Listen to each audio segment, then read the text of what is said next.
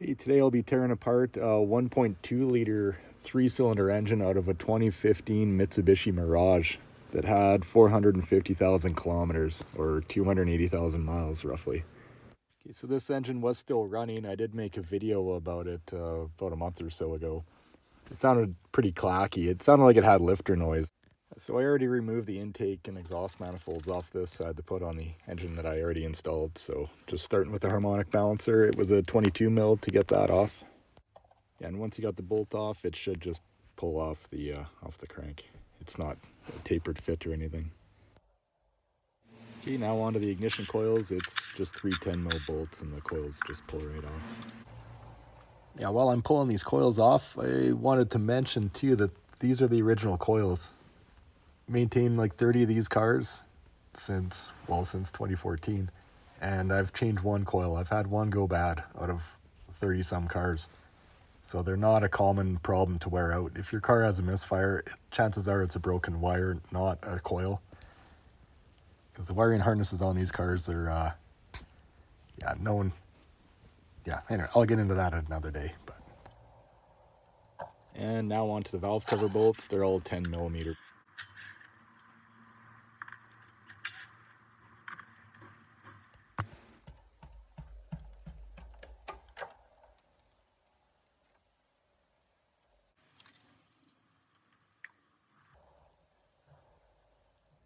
So I don't tear engines apart very often, but to me, this doesn't look like it has a lot of wear on it. The camshafts look to be in pretty good shape, especially for the mileage on it. So it's pretty surprised to see that.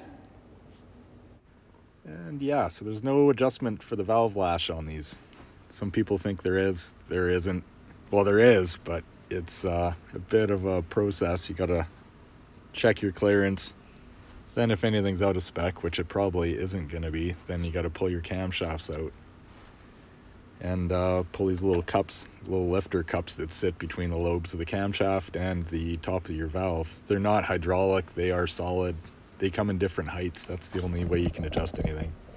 And yeah, it's mostly just a thing that's used at the factory when they assemble the engine.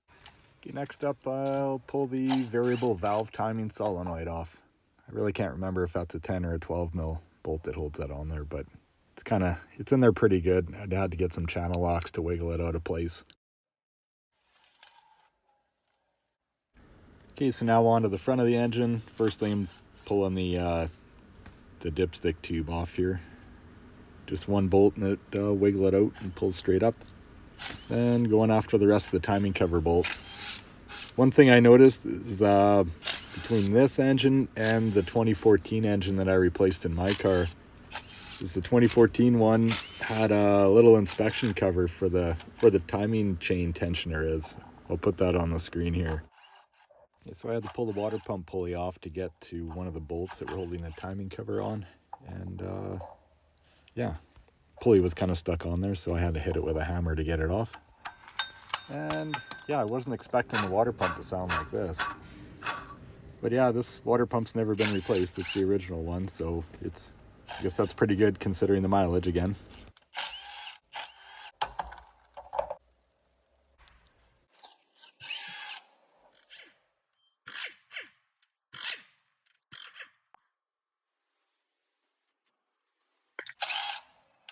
Yeah, so I'm taking this apart in the wrong order. You got to pull the oil pan off before you can get the timing cover off. Because yeah, the oil pump is bolted. It's mounted in the back side of the timing cover, right at the crank. So yeah, you got to pull the oil pan off, pull the pickup tube off the oil pump, and then you can get the timing cover off. Now onto the flywheel. We'll pull that off first for some reason. In this car being a CVT, this is what the flywheel looks like. It looks like just a regular conventional automatic. It's got a torque converter. Those are the 4 bolts where the torque converter bolts up on the near the outside.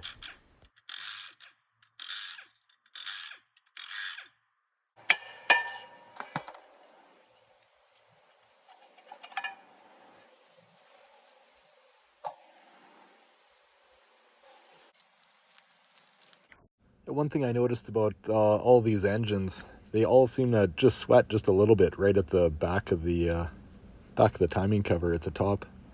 They never drip They never leak enough to drip oil on the ground or anything. That's about as bad as they get, but just about all these engines all have that same little bit of sweat in there.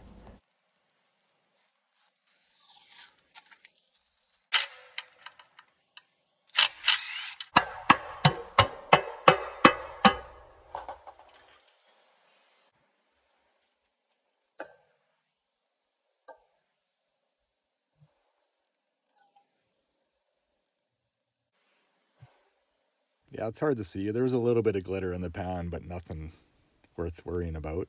But I was expecting to see more. But yeah, you can see the back, the timing cover. There's the oil pump there, and that's the plastic oil pickup tube.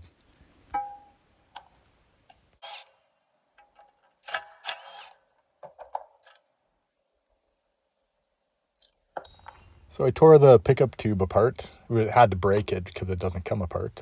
It's glued together. And there was this red crap in there. I don't know what it is, but it was kind of like plastic, but it was really gritty, almost like sand when you squeeze it between your fingers.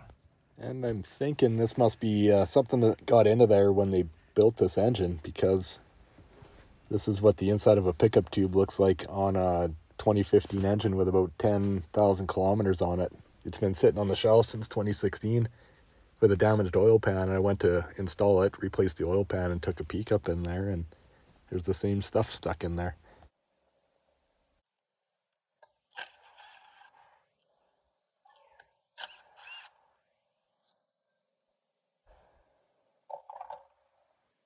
Okay, so here I'm removing the timing chain tensioner.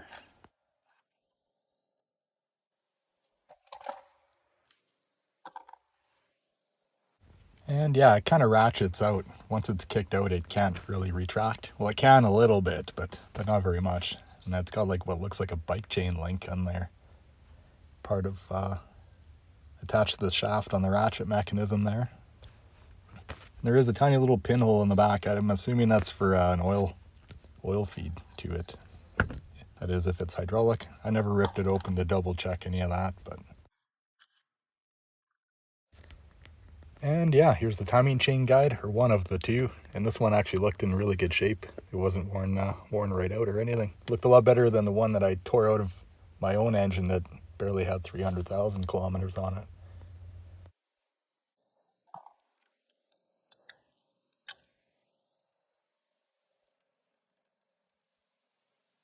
But this other one, it does look like it has some wear. It looks like the plastic coating's worn down a little ways here.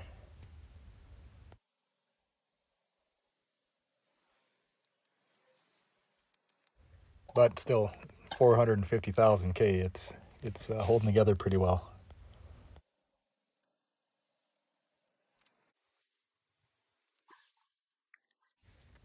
And yeah, here's a tiny timing chain. Guess it doesn't have to be very big if it doesn't have a lot of power.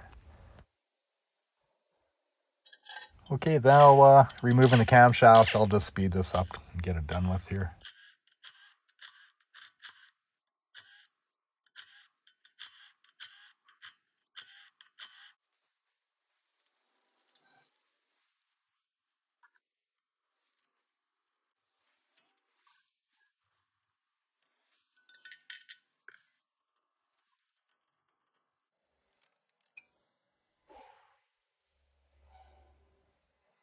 Okay, so here's the exhaust cam.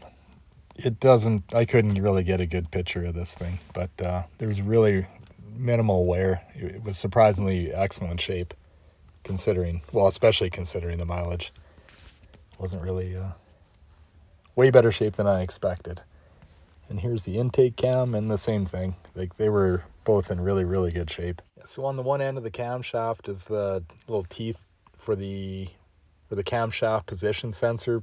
That's what it reads off of. You can't see it now, it's gone, but the one end is where it's only the intake cam that has a position sensor reading off of it. And on the other end is that variable valve, or variable cam timing. It only has that on the intake side, on the intake camshaft. Alright, so now on to these things. I don't even know what you call them, if they're cups or what the hell they are. They're not lifters, but this is what the camshaft, they go in between the camshaft lobes and your valve, the top of the valve. So yeah, they all could be different. This is how you adjust your valve lash on these cars. Yeah, so all the different numbers on the bottom of the cups, they correspond to a different height. Yeah, there's really not a lot of wear on these things. They look in great shape. I couldn't get the head off quite yet because I had to go buy a new deep torque socket to get the head bolts. Okay, then I quickly removed this windage tray girdle.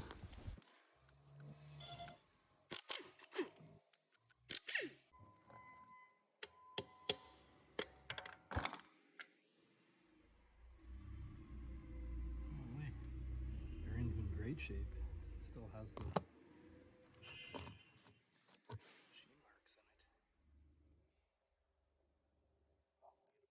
Okay, I'll skip over all the bearings and everything for right now because I couldn't get a really good picture of everything.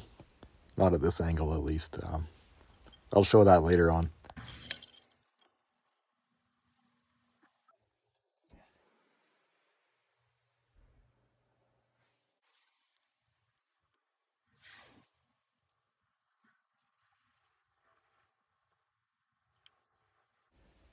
And here's what the rod bolt looks like. It's pretty tiny.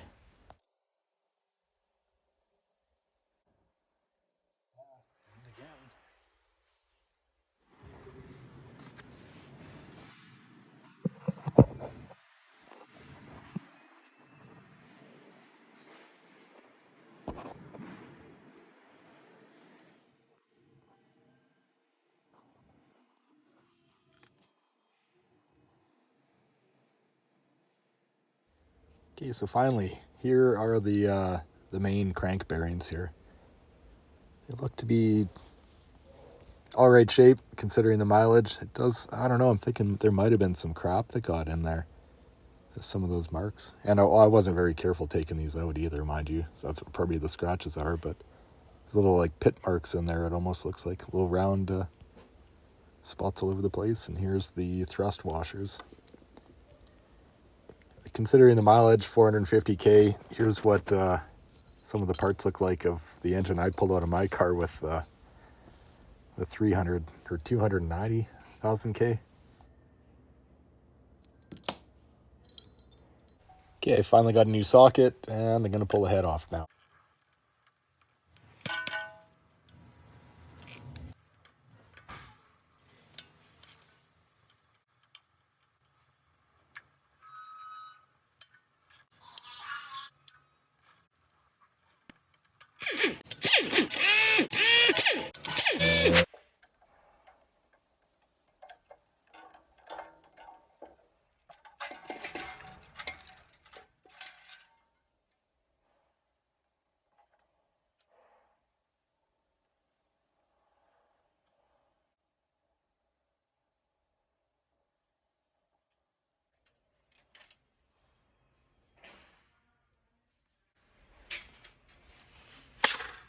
Okay, and again, I'll skip through this part. I didn't really get good pictures of the pistons as I pulled them out. There was some wear on the piston skirts and something else I found that I'll show you in a second.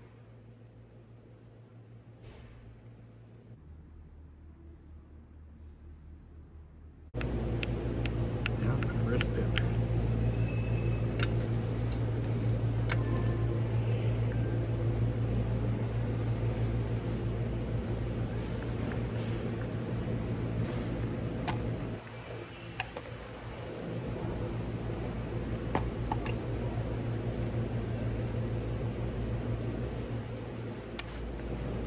Moving in the piston side to side. Well, not side to side like that. Yeah, here's a better shot here. If you look real close, you can see it moving up and down. See the piston moving on the actual wrist pin there. So this piston here is the worst looking of the three. It has the most wear on the skirts. They all had wear, all on one side of the piston, but this is probably the worst one. Made a lot of nice score marks on the piston and the cylinder. Well, I didn't really get a lot of pictures or video of the valves or the bottom of the cylinder head or anything, but I might be able to tear another one apart with over 500,000 K.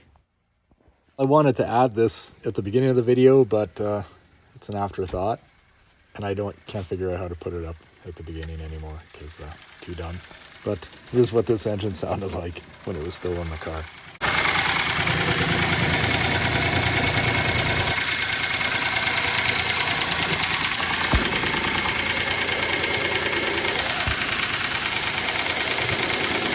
Yeah.